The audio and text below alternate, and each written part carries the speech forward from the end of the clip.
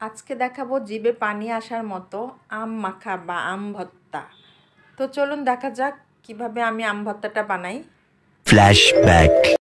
আসসালামু আলাইকুম এভরিওয়ান, আমি শিখা। আজকে আমি দেখাবো আমাদের ছাদ বাগানের আম গাছের আম দিয়ে আম ভর্তা বা আম মাখা। তো সবচেয়ে বড় ব্যাপার হচ্ছে সেই 10 থেকে 15 বছর ধরে আমাদের আম গাছে আম ধরে, কিন্তু অবাক হওয়ার মতো কথা বলবো সেটা হচ্ছে আমি আজ পর্যন্ত একটা কাঁচা আম এনে পেড়ে খেয়ে দেখি নাই যে খেতে কেমন। সত্যি কথা বললে বিশ্বাস হবে কিনা জানি না, কারণ কি আমার কাছে মনে হয় কি আমগুলো মানে যে গাছে থাকে না, এটাই আমার কাছে দেখতে ভালো লাগে। তাই আমার কখনো মাথায় আসেনি যে আমি একদিন একটা পারবো পেরে নিয়ে তারপর ভর্তা বানায় খাবো বা কাঁচা খাবো। কারণ কি সবসময় আম্মা একটা কথা বলতো যে আমগুলা পাকবে, তারপরে আব্বুকে বলতো আর কি যে আমগুলা পাকবে তারপরে গাছ পাকা আম করে তারপরে পায়রা আনবা, এর আগে পারবা না। তো সেজন্য না ওইভাবেই হয়ে আসছে সব সময়।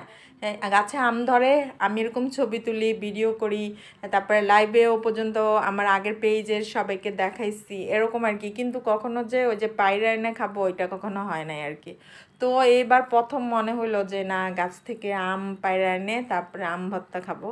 তো এই জন্য আমটা আসলে কি বলবো মানে একটু একটু দাগ ছিল, যার কারণে আমটা পারছি না, তো বা এইটাও পারতাম না কারণ এই গাছটাতে মাত্র 2টা আম ধরছে।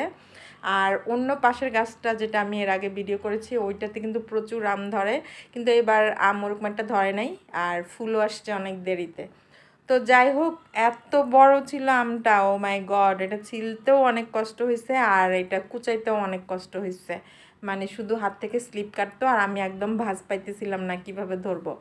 আচ্ছা যাই হোক, তারপরেই তো ভালোভাবে কুচানোর পর এখানে হচ্ছে শুকনো মরিচ 3টা দিয়েছি, ভেজে নিয়েছি, তারপরে ধনিয়া পাতা দিয়ে মেখে, তারপরে লবণ দিয়ে ভালো করে মেখে নিয়ে এরপর হচ্ছে পুরো আমটা দিয়ে নিয়েছি। মানে একটা আম কুচানোর পরে পুরো 1 প্লেট আম হয়েছে, আপনারা নিজেরাই তো দেখেছেন। এই তো তারপরে অফ ক্যামেরায় দেখলাম যে না, আমটা যদিও ওরকম একটা চুকা ছিল না, কিন্তু পরে মনে হয়েছে না একটু চিনি দেওয়া দরকার, তারপর একটু চিনি দিয়ে নিয়েছি এই আর কি। তো খেতে সেই লেভেলের মজা ছিল।